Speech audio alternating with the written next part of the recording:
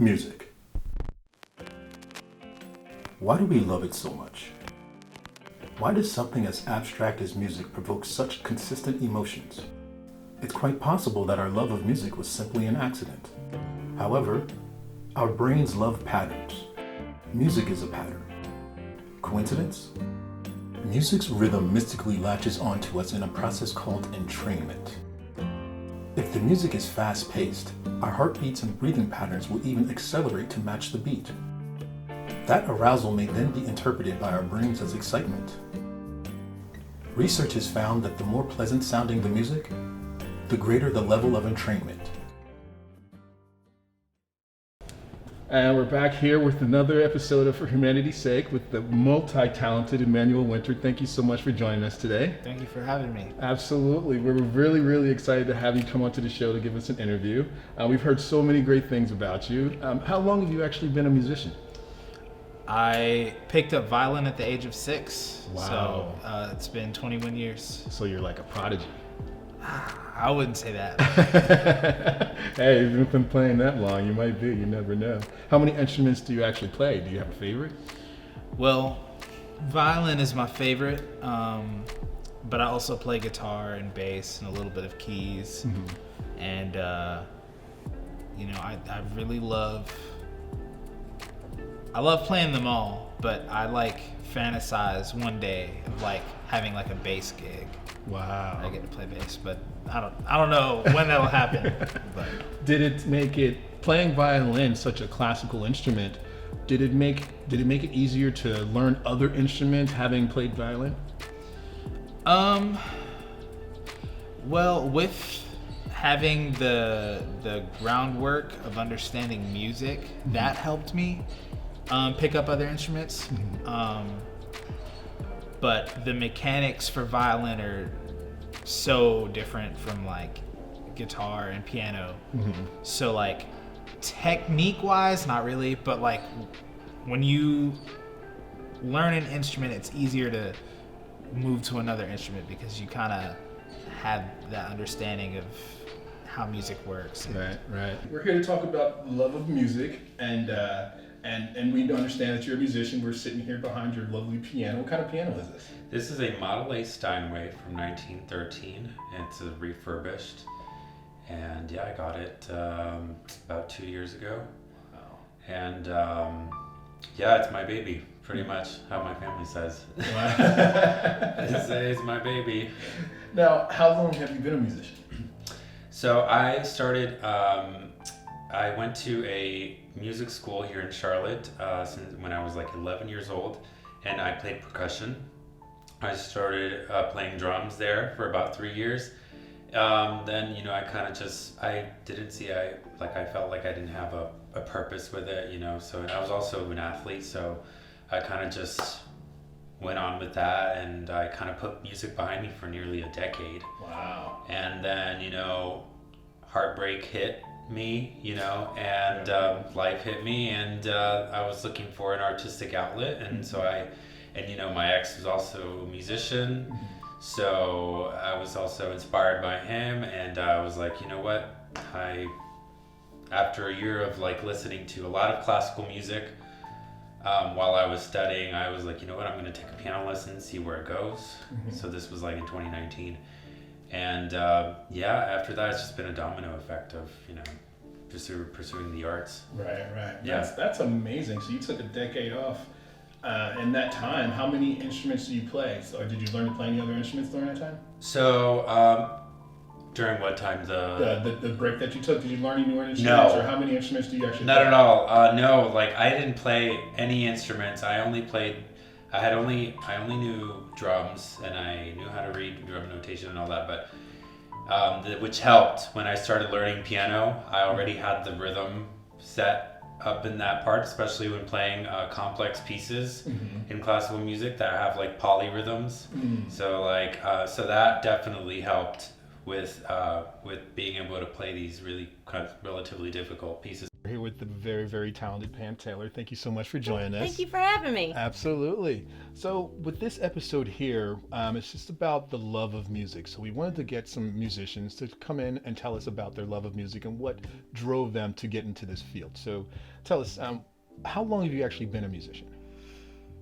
Well, professionally, full time since I was in my first band in 2007, but music's always been a part of my life. Yeah. I'm a third generation musician. My grandfather was a country gospel picker.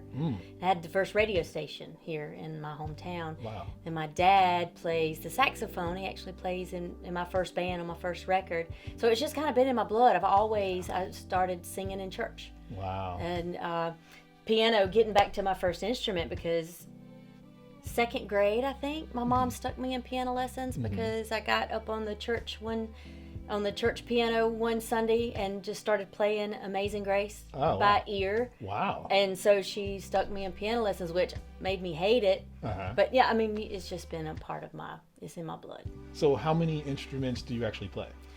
Well, piano's first, and then I got my first guitar at age 18, and I taught myself how to play.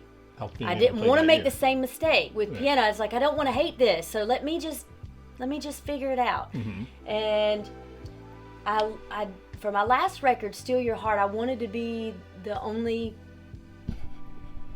person playing the stringed instruments. I wanted all the guitar parts, so I learned how to play mandolin and a ukulele for a couple songs, and just learned it enough to play those songs I needed to play on it. So, I don't know if you could say I play ukulele or I play mandolin, but I can figure out how to play it if I want to.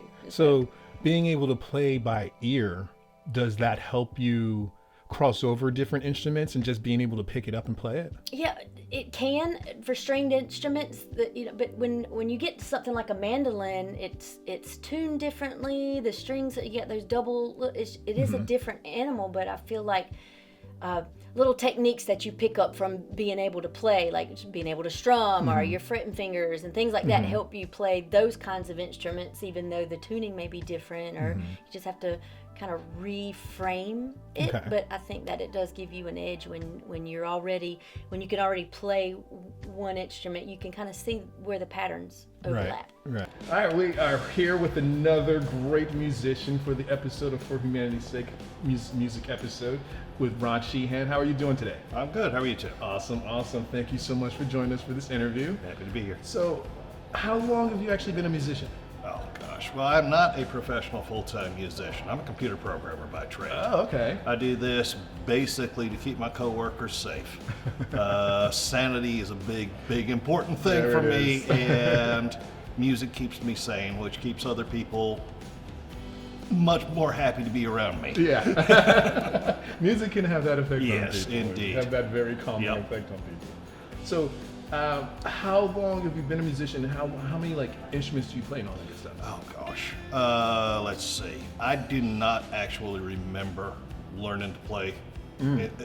First instrument I remember being aware of, able to get a sound out of, obviously, was guitar. Not too difficult to pick at one and that's fun. Right. And I'm the youngest of 7. Everybody in my family played at least 2 or 3 instruments. Had like a Partridge Family Exactly. going on there. Kind of similar. Yeah, it actually goes back several generations in my family. Wow. So, over the years, I've probably played 12 different instruments. Wow. Still play 4 or 5 pretty regularly. I just bought a violin. We'll see how that works. It's going to be interesting to see that. That's going to be a new challenge. But currently, I'm playing guitar, bass, mandolin, limited keyboard. Okay. Hand percussion as needed. Wow. Backing vocals. Yeah. So. No, that's outstanding. You diversify. Exactly. We're here with the very talented Shannon Lee. Thank you so much. Thank you for having me. Absolutely. So tell us, how long have you been a musician? Well, I started piano when I was 5. I had my first paid gig when I was 8. Oh, wow. And I've just been pretty much doing it ever since. Yeah. And raised some kids, and now I do it full time, and I'm 52. Oh, so, wow. That's Yeah, awesome. going so you on get a long to live your time. dream. Yes. Yeah, I do. How many instruments do you actually play? My primary instrument is voice, Okay. and then piano, guitar, ukulele, flute. Okay. I love that you said voice because a lot of people don't know that that's actually Yeah, classified that's as an the instrument. Yeah, Yeah. I studied voice and piano all the way through college, Okay. Wow. but primarily voice. Awesome. So what is your favorite genre of music to play? I really like music. I like to hear and play music kind of where it was born, meaning I'll play just about anything, but I like to think of it was probably born on a piano or born on a guitar. So I really like that broken down, singer-songwriter, not a huge production. Yeah. So I if I have the chance to see anybody live, I always choose the acoustic show. Okay. So you like the intimacy of it, Yes. if you will. Okay. Yeah, rather than the big production. Yeah. So what is being that you play so many different instruments, what's your favorite genre of music to perform? People. It's not about the genre of music, it's about the people to play music with. Wow. Okay. For me, I don't care what we play. I care about how much fun we have playing it. Yeah. That to me is the whole goal. Yeah. If I have enough fun and if I do well enough at amusing myself, I'm going to make somebody else have just as good a time as I did. Well, when I first started playing guitar, I was singing more like a folky singer-songwriter. I was into Jewel and Sheryl Crow and just singer-songwriter stuff because I was always a songwriter. I was writing stories from a very young age, and it had just turned into poems, and then the poems turned into songs. I think I was right out of high school when I started turning my poems into songs when I got my guitar. But as far as like enjoying playing, I think the blues. Really? Yeah. Yeah. Yeah, when it's something about the emotion and the way you can make that instrument sound like the way I feel inside. Yeah. If I want to scream or cry or wail or whatever, I can bend those strings just right. Or there's just so many things, nuanced things that can make it feel like I'm sharing emotion. Yeah. And the blues is by far my favorite to Yeah. play, I think. I would say classical and rock. Okay. Yeah. Now, those classic are my two. rock or classical and rock? Classical and rock. Right. Classical and rock. Nothing against classic rock. Yeah. Well, one day that could happen. Like this band Muse. He's an autodidact pianist, and he, in his concerts, I actually saw a video of it not too long ago. He was playing this Bach piece. A very famous Bach piece, and on his I think it was like a Fender keyboard, and he was just flying away, on the keys, and also doing a little improv of his own. And so, and then, after he did that little piano solo, he put his electric guitar over him and started rocking out. So I was like, there you go. That's where, he's also influenced a lot by a lot of classical composers like Rachmaninoff, Chopin. Okay. And he even has that incorporated in some of his songs. Yeah. Yeah. I see that you're very, very passionate about music. Is there a piece that you can briefly play just so we can have the people hear a little bit? Sure. Piano? Yeah.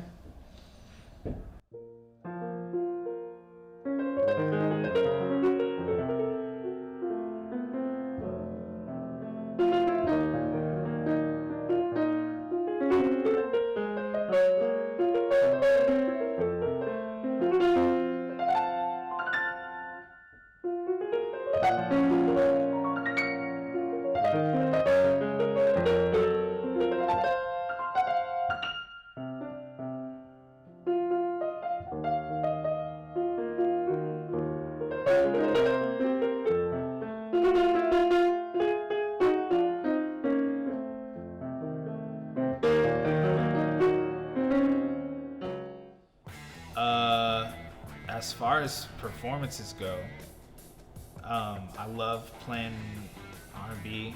I love playing rock. I love playing jazz. Wow. That's kind of where I feel the most at home. That's a wide scope, too. I totally get it. I love R&B and I also love rock and roll myself, so I totally get that. So you've been at this for a very, very long time. How does performing live actually make you feel? It's one of the best feelings that's one of the best feelings. Yeah. There's a really cool interaction between, all the musicians on stage together. Mm-hmm. And then there's a cool interaction between the musicians on stage and the audience. Mm-hmm. And I think it's magical. Right. Yeah, I've seen it. I'm an avid concert goer, so I love watching the band on stage when they're acting as one. And it's like they're one cohesive unit. Like the drummer already knows what the guitarist is going to do, and he doesn't even need to look at the basses because they've already synced up as well. Right. So I love that as well. So talk a little bit more about that magical aspect of it. Like when you guys is it that much rehearsal, or is it more of a magic that happens on stage? It can be both, really. Obviously, rehearsals will get you prepared, especially if there are like set parts that the band is going to play. Rehearsals will make sure that everybody has their part and everything is cohesive. You can work all that out in rehearsals so that when you get to the show, we kind of know how to approach it, and then from there you just do what you need to do, have fun and play. But you don't need to rehearse to have that magic on stage. There's some of the best moments I've had performing in groups is when somebody does something unscripted and then it kind of goes off into its own thing and it becomes a really cool moment. Yeah. And depending on whether or not there's a camera or if it's being recorded, sometimes it's a really cool moment, and that's what it is. And you can't replicate it. Right. You can't try to do it again because it's not the same. It's just a thrill. I like the connection. I especially like it when the crowd is engaged. They're chatty. Yeah. It's great. I love the interaction with people. I love hearing people say that song reminded them of something. So I just really enjoy the interaction. And then sometimes the crowds aren't engaged. Right. And then I just take it in a different direction and turn it more inward and just enjoy the experience of being able to sit there and do what I love. Yeah. So it's different from time to time, and I always approach it so grateful. Yeah. I'm so thankful and grateful that my life has worked out that I can do this as much as I want. Yeah, exactly. That's the key, as much as you want. To get on stage, that's an electric feeling. So what do you feel when you're playing live? Well, I had to tell myself, fear and excitement are so close. It's like love and hate, right? And the excitement, you still get butterflies in your stomach and your heart starts racing and you almost feel like you can't do it, but at the same time, it's like, I gotta do it. Right.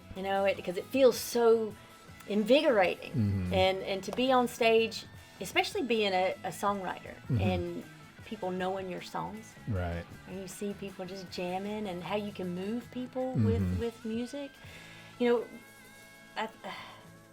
It's very cathartic in the way that there are a lot of, I think, being a performer, you get away with a lot of things, being able to express emotions in a way where if you're walking down the street and you want to start expressing emotions, you might get put in the mental hospital. Right. But when you're on stage and you have a guitar around your neck and you're like making all these faces and you're, it's a way to really share in a way that people can relate to. Yeah. And so I feel empowered. I feel you have very little control over your circumstances. The only thing we have control over in this whole world is how I feel or how I respond or the things I say, my actions, what I choose to do in any given situation. So I think that being able to have control over an instrument and being able to create with others and being on a stage, and it's just this energy and motion through music, and it's reaching other people, and there's this energetic exchange. There's no other high like it. It's the perfect state of happiness for me. It is where I feel the most relaxed, the most comfortable. Yeah. You know, I'm not one who is socially comfortable. But if I don't have to actually use my voice to communicate with you, Yeah. I'm gonna be able to get my feelings across. Yeah.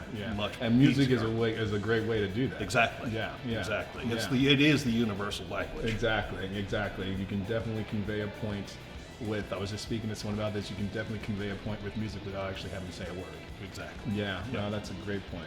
So, being that this episode is about love of music, what does a love of music truly mean to you? Oh, wow. Well, my thing about music is for me, it's the one thing that can never be taken from me.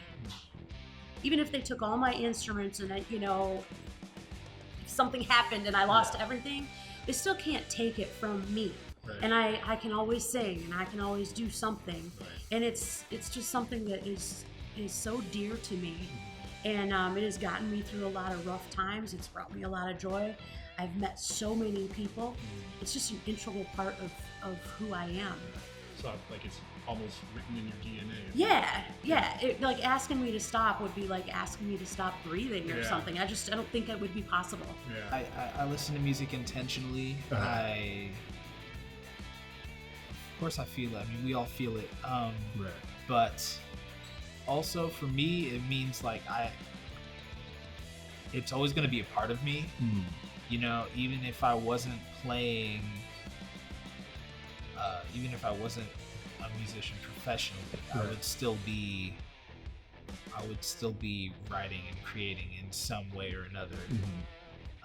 Because funny enough, I went to school for architecture initially. Oh, wow. And, but I was still playing and wanting to be creative, and even during that. So yeah, it's always going to be a part of me as a person. Yeah. And it uplifts me. It's there for me when I'm feeling good. It's there for me when I'm not. It's there for me when I'm nostalgic.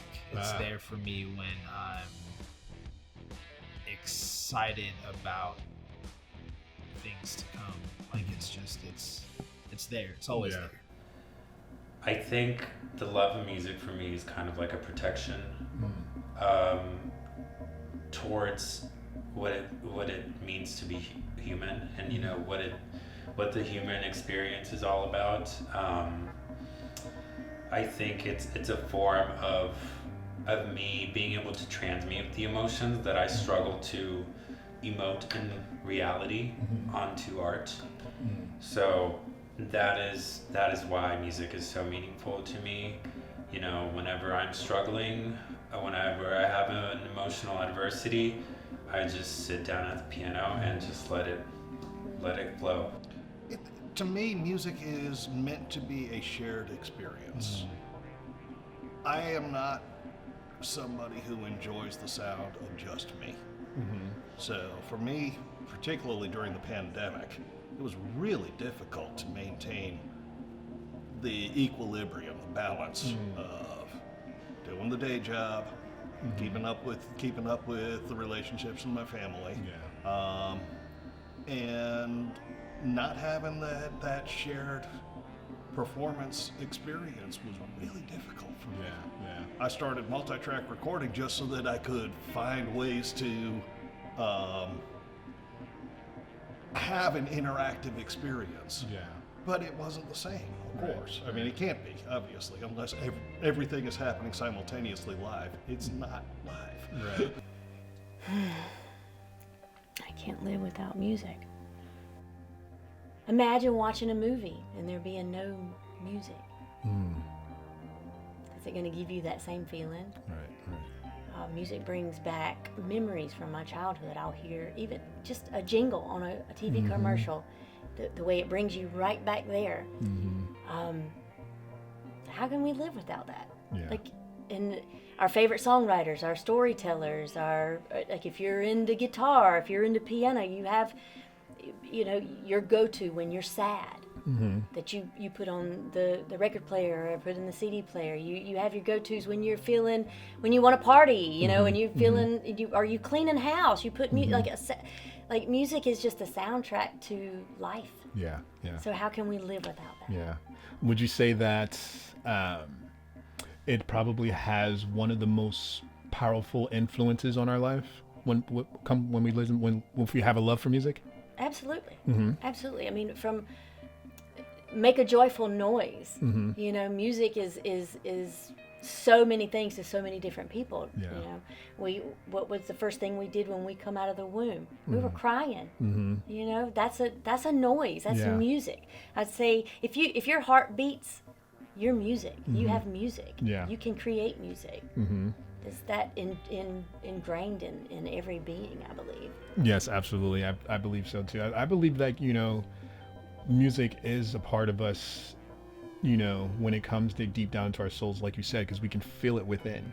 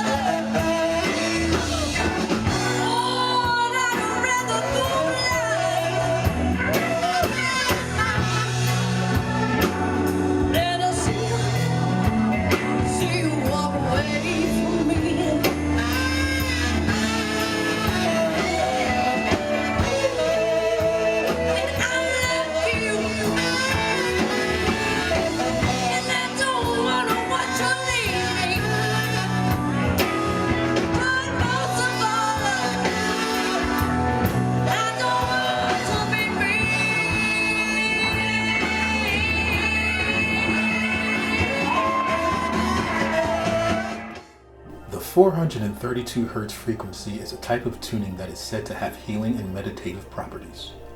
Unlike the standard tuning of 440 Hz, which is used in most music today, 432 Hz is said to be mathematically consistent with the patterns of the universe. It is often referred to as the frequency of the universe, or the miracle tone. It is believed that when the human body is exposed to the 432 Hz frequency, it begins to resonate with it, resulting in mental clarity and a sense of harmony. Do you feel that, and I know this is kind of a science meets the real world, but do you feel that music can actually physically heal the sick? Really? Absolutely. Yeah. Well, we started playing music in 432 hertz. I don't know if you're familiar with that, but it is the, if you put a tuning fork up against the planet, she would vibrate at 432 hertz. Okay. So it's very harmonious. And there's solfeggio frequencies, different tones at different frequencies that can do different things because our cells are moving and music is a vibration. And so anytime that we're in the vicinity of a vibration, emotions is energy in motion, which is vibration. So it's all interconnected in that way. And when I learned about the science behind this spiritual aspect of music, it's like, how can I incorporate this into my music? So my first record was done in standard 440, which is what everyday music, what everything is tuned to. And then once I learned about 432, I started tuning my guitar to it, and I would rehearse, and I just felt better. Yeah. Like I felt more in tune, in sync. You know, all those. The emotional aspect seemed to raise. Right. And so I started recording my music and putting it out there in the world. And I did an experiment. So I had 2 sets at a show. In the first set, I played in 440. The second set, I tuned to 432. And just to see the difference. Right. And the first set, people were there. They were enjoying it. You know, you could tell. 432, the next set, people got up and they moved. It was a restaurant, you Yeah. know, that dinner, theater, you know, dinner and a show kind of thing. They got up and they moved their tables and chairs out of the way and got up and danced Wow. to the second set Yeah. in 432. Now, they might have had a little bit to drink. There might have been some other factors, but I like to think that, you know, just being in with the intention of music when you Yeah. share it, having that intention to make people feel good or make people feel better on top of the science behind Yeah. the vibrations of the music. I completely agree. I mean, I feel that when you're speaking about people in mental health and you talk about something's wrong, something's not wired properly, I feel that if it's not wired properly, then there's got to be something that can wire it properly. They usually turn towards medications and therapy and stuff like that. But if you take that aspect out of it and you just talk about something being wired improperly or just not wired at all, I feel like music can make those connections for people that don't have those connections. You know what I mean? Absolutely. Yeah, yeah. And they use music, and my mother is in the early stages of dementia, and I've studied a lot about it. All her brothers and sisters passed from it, her mother, so I kind of, you know, had a feeling this was going to be, you know, what was going to happen with her. So I've learned as much as I can and curious about how people's brains work, and that watched this wonderful documentary about how they would bring music in from the stages of their life, like maybe they were their teens or their 20s, and people who were just kind of catatonic, and then they would bring music in, and it might just be a simple foot tap, or their eyes would light up. Music did so, it woke them up. It made things connect that weren't connecting. So Didn't Robin Williams use that in Patch Adams? I think that was something he used. I mean, I think it's a tried and true formula. Yeah. Like, at least try that. Yeah, You know, yeah. that's at the very least, play some music. Yeah. I mean, if it makes you feel better to do housework while you're listening to your favorite jams, I mean, it's worth a try. Music goes with everything. Right? It's a soundtrack to everybody's Like you life. said, exactly. It really is. And being into what you do for so long and playing so many different instruments, I can imagine this answer. But can you tell us a little bit about your creative process? I don't really have one. You know, like I have different songs that have come about different ways. I've had different processes as far as writing goes, as far as playing goes. You know, it's really just taking time aside from, you know, trying to do everything and spending some time with myself and in my thoughts and trying to put things together in whatever way I can at the moment. Right. You know, sometimes I'll write, you know, and then the music will come after. You know, I'm putting the music to the words. Right. Sometimes I'll have the music and I'll put the words to the music. Sometimes I'll do them at the same time. Okay. Sometimes I'll record guitar first and then build everything from there. I have this one song that I wrote that's not out yet, but I have one song that started from like a violin loop, you know. So yeah, everything comes about in different ways. Yeah. But I appreciate that, you know, every song doesn't come about the same way. It feels like an exploration as I'm putting things together. Yeah. It's like, okay, how are we gonna find it? I know it's in there, but how are we gonna get there? So that's pretty exciting. Like putting together a jigsaw puzzle. Yeah. You know the pictures exist, but you got to find the right places to put all the pieces. Yeah. So first I come up with like chords that are like a verse. So like first two verses, then I'll come up with like chords for like the bridge, you know, within the same key, and as I'm doing this, I'm just repeating it over and over again, and then I just start humming, and then, you know, I start doing like little riffs, some runs, you know, saying gibberish, and then, you know, and then I start to think about whatever I've written, you know, in the past, or, you know, whatever I have written down, because I do write on my own, but when I'm like in bed or something, I'll just write, and then I'll just incorporate whatever I've written in the past, and I'll just start singing it along to what I've just composed. So we're here in your recording, your rehearsal space here, and I see that you have all your stuff set up. Can you tell everyone a little bit about your creative process? How does a song spark your creativity from the first note, the first lyric, to the refrain, to the out? What happens to you when in your creative process? Oh, it's so many different ways. Music or a song doesn't come to me and I have this one layout that I have no control over how it comes to me and how it comes out of me. I feel like I'm just a vessel to receive and to put it out there. So sometimes it'll be something somebody says, and I'll be like, oh my God, that'll make a great song lyric, and that'll just kind of. I mean, I constantly have orchestration in my head all the time, whether it be something I'm working on, or especially if we've been recording or working on a song particular and played that same song over and over again. It's always in my head, like I can't get it out. And sometimes I'll just be noodling, and I like that riff, and then it'll spark something from that, and it'll later become a song. My song "Squeeze Me" is a perfect example of it. It was this lick on the guitar, and I just could not get it. And my fingers were like, I just could not get it, so I kept playing that one thing over and over and over again. And now that is the prominent riff in my song "Squeeze Me." It took on a whole new life. And so there's that way, and then I get a lot of inspiration from watching other art.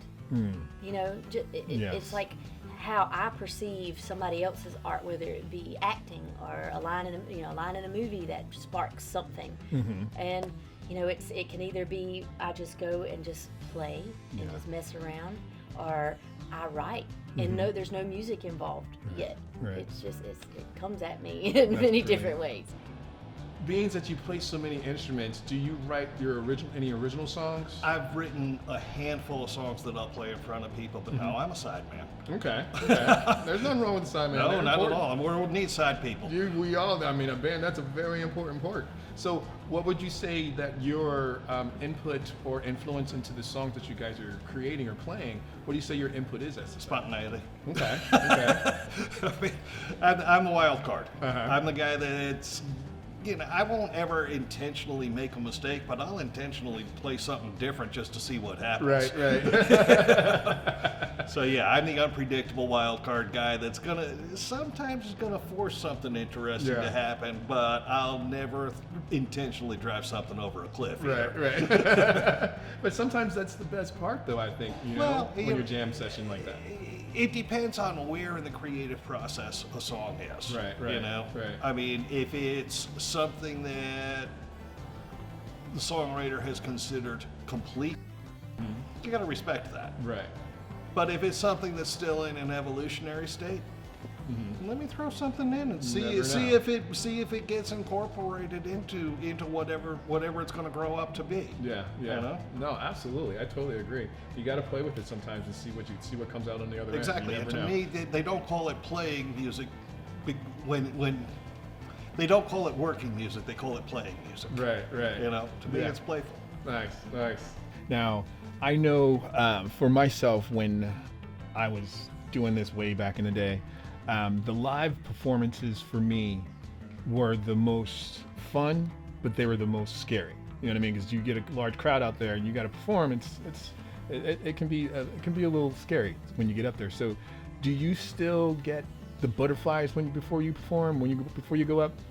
How do you get away from that? Get out of that? I don't. I embrace it, because that's what I say.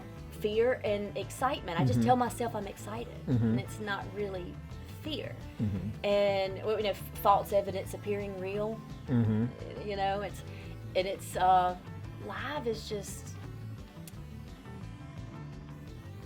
even if you mess up, it doesn't matter. Right. It's live. It comes and goes. It's a moment in time, and it passes, and it doesn't matter the wrong note you hit. It's what you do with the next note that matters, and that kind of I like use life. that in life. Yeah, I might screw up, I might fall down, but that don't matter. Right. What matters is what I do next. Right. And that's kind of the way I do when I go on a stage. Actually, I can't remember the last time I was nervous. I almost misspoke there. I was playing a number of years ago with a live band karaoke show. I was the bass player with this little outfit. They had 180 songs, and at the time that I got hired, I knew about 4 of the band names, let alone what the songs were. Right. But I had made a good impression at an open mic and got hired for the gig. Nice. One afternoon, I get a call from the band leader, and she says, the guitar player's hurt his back. You'll play guitar tonight. We got our old bass player gonna come and do the show. Okay. That's the last time I remember getting nervous. Yeah. And it wasn't about the lack of familiarity with the songs, because I knew everybody else in the band would be able to give me enough clues, and I played them on bass enough at that point. Right. That I wasn't unfamiliar with the songs. I just didn't know any of the signature guitar parts. I get through it, and I did get through it, but man, that was nerve-wracking. I imagine so, especially if you go in there and you're not sure about the parts. Exactly. That can be quite nerve-wracking. Right, and in a situation like that where you have less experienced singers, Yeah. you don't want to throw them off. Right. That's true. And that's what my concern was. It wasn't.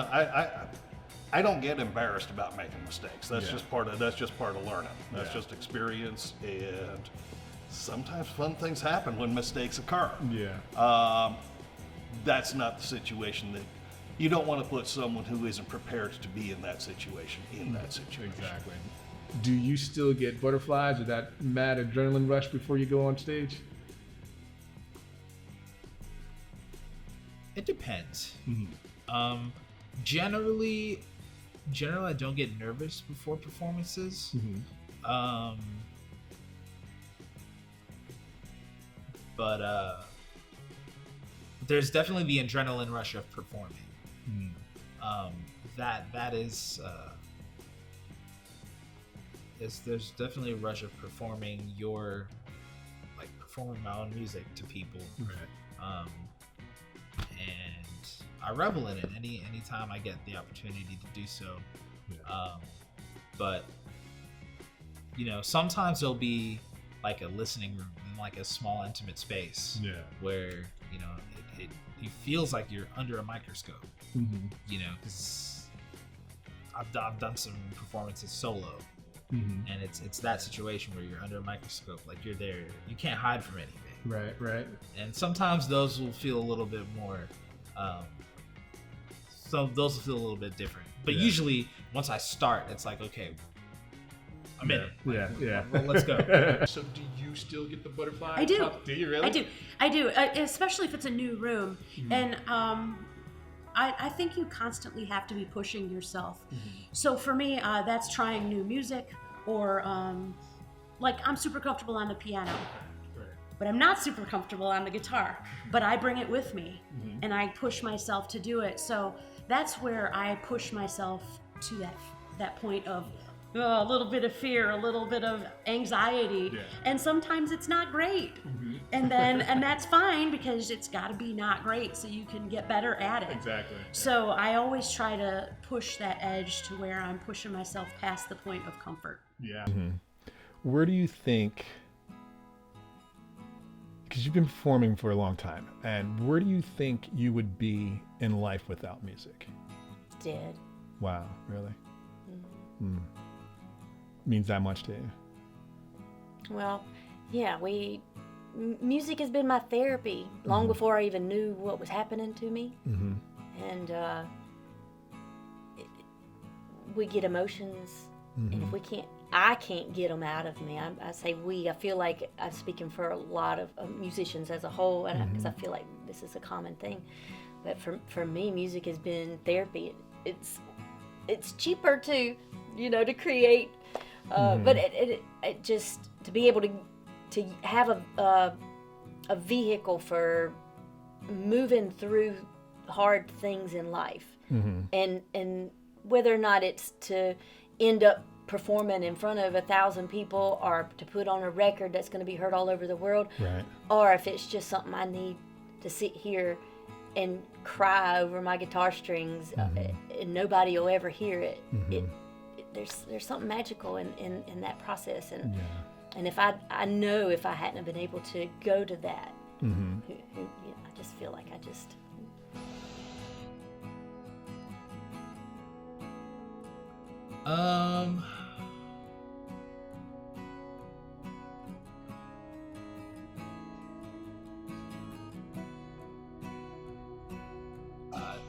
I don't know.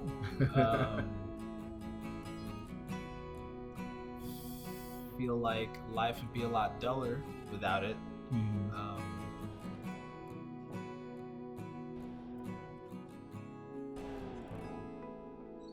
Instead of a musician, I'd probably be something else. Yeah. You'd be that architect. Yeah, which I think that would be great. It's still like a creative job. Well, I was going to mention earlier, like, it is a very creative job. I can see those two psyches, actually, and it makes total sense to me that you went into music, because those two psyches of being an architect and being a musician, they're quite similar. Yeah. And when I was in school, I mean, all of my classmates all of them did something, you know, whether it was, like they painted, they did other mediums of art. There were some other musicians in the class as well. So Yeah. So we're coming to the end here, and the question that I like to know is, we've talked about your love of music and what it's done for you, and all the joy it's brought you, all the love that you have for it. But what I like to know is, what would you do, or where would you be in your life without music? I have no idea. I don't know that I'd be alive. Wow. Lonely. That much? You love it that much? It's one of the linchpins that keeps me going. Wow. Yeah. You know, when, like I said, during the pandemic, when I didn't have this outlet, I was unpleasant. I was not a stable person. Yeah. And the friendships that I made through this organization are what kept me going. Yeah. It wasn't. It initially was a painful reminder that what I needed wasn't an option at that time to reach out to those people. But over time, it became the support system that kept me going. Wow. Yeah. So Music is that powerful in your life. exactly. Yeah. I Absolutely. mean, it's literally a means of survival. Yeah.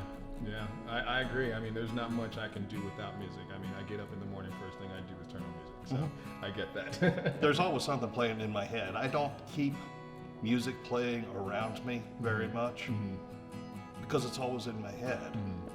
You know, I mean, the mental jukebox is on full blast 24 hours a day, 7 days a week. Gotta get me one of those mental jukeboxes. They're a lot of fun, man. You should try it. You're a busy lady. You run not 2, but 3 open mics? 3 different ones, yes. Okay, tell us a little about those. Well, I fell into that, actually. A place I was playing, they needed somebody to take over their Tuesday night open mic.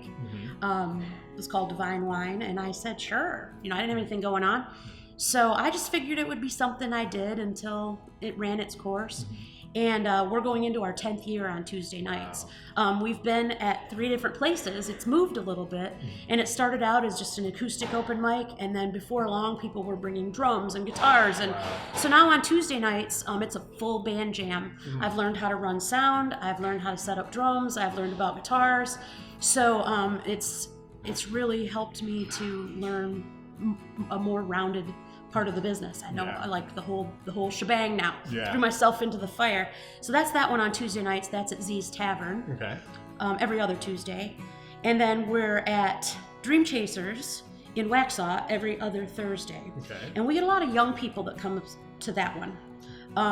And what's really inspiring about that is just watching these kids come in. They're learning instruments, they're writing songs, they're performing, and I get to watch them from the very first time that they've ever performed in front of a brewery full of people, terrified, and then watch them get their feet underneath them and watch them learn from the other players, and then I'll start putting other players with them And so for me and a lot of the more experienced players, we get to watch and help mold this new player and be involved in that. And so that's the cool thing about that one is there's a lot of young people that come to that mixed with a lot of experience. Right.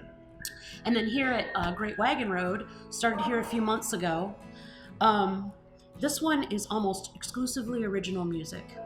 They had a set of players that were here before I got here, and they've been so great welcoming all of us in. And so the community here has grown, and it's been really inspiring for me to hear all this really great original music, because now I want to start writing again. Right. And so the feel here is completely different. Yeah. And the open mic has become a very important part of my life. I feel that it's great for the community. It's great for people who want to play but don't want to be a pro, or people who want to try out new music, or people who are new. And you can introduce someone who's been playing alone in their house for 10 years, and over time, you can watch them have 4 other people up there with a percussionist, a bass player, a guitar player, and a keyboard player, and all of a sudden their music has gone. Wow. And you just watch them, the light just come on. Yeah. So it's become a huge thing in my life. Yeah, and it's the great thing about it is you get to see someone's talent actually grow if they go and be something, Yeah. A lot of people have been made famous from open mics, for sure. It is a huge part of the music community, and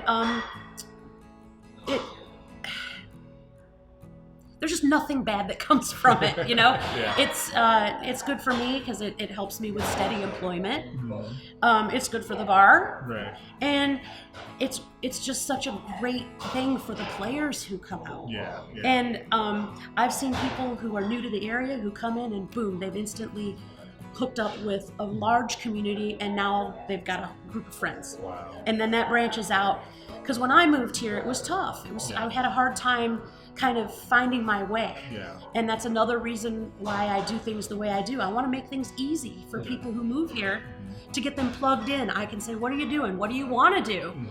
And I can say, you need to go meet this person, or you need to go to this other open mic. This one will suit you better. And we all do that for each other. That's nice. Because since there's so many and they're all different, we all kind of know. And so we're like, you know what, you need to go to this one, you need to go to that one, or they'll go, you need to go head over to Shannon's open mic. And we all work together, and I think that it has helped the community grow. With most things, if everybody's succeeding, then we all kind of rise together. Yeah. And that's part of the change that I want to see. And I think it's happening more and more and more. That's awesome. I'm sure the community is very, very thankful that you're doing that. And from what I hear, you're going to be gracing us with some music tonight? It should be, yes. Awesome. Well, let's go listen to some music. All right, great. Thank you for having me. Thank you. She believes that life is made up of all that you're used to.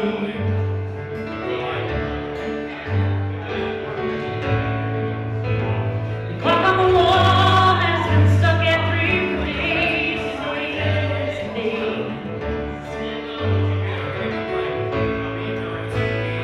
Please, that happiness is the man that sits on the doorway.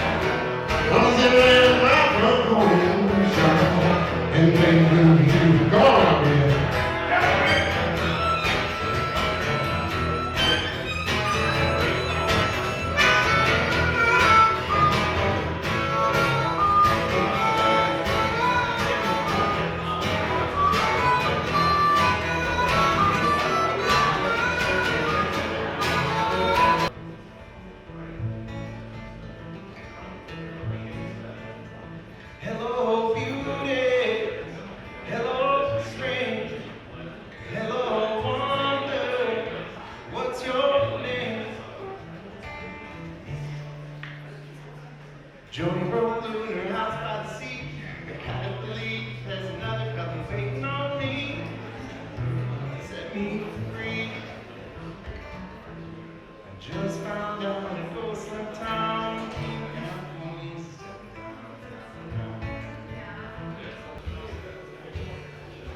Give me your heart to hold a night like true. Give me one good soul I can tell it through. Give me a good reason to believe in you. And give me strength if you have time. Give me two hands that will hold me so. And don't you give me no more than just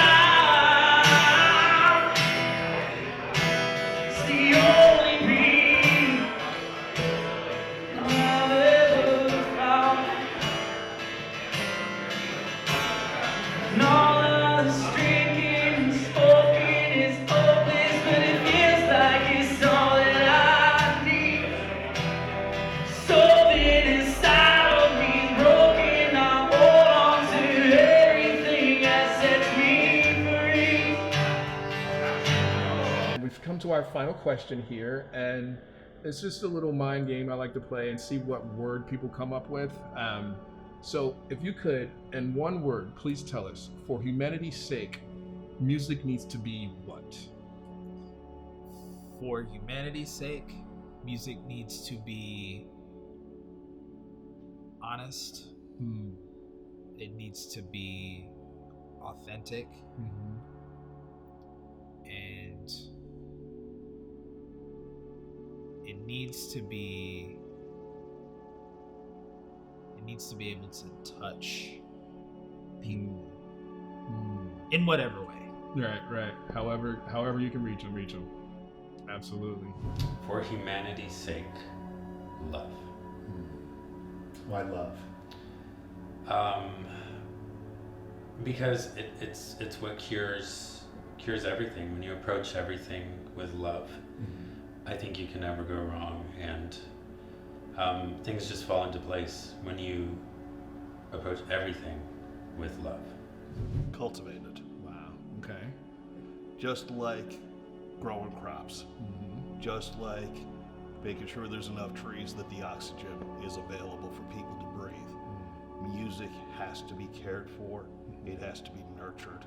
It has to be preserved. It has to be passed on. It has to be taught. And it has to be loved. It is its own entity. And every entity needs love. Wow. For humanity's sake, music needs to be free. Free for the world to enjoy. Yeah, it needs to be, create freedom, and it needs to be freely given. Like, whenever I play a show, I say I get paid for the years I put into my craft. I get paid for gas to get here. I get paid for setting up all this stuff. But when I'm standing on a stage and I'm getting it, when I'm singing for people, that's a gift. Wow. It's a beautiful gift that you give people. Thank you so much, Pam Taylor. Please check her out online. What is your website again? PamTaylorMusic.com. Check her out. Very, very, very talented young lady. Thank you so much for joining us today. Thank you, Jim.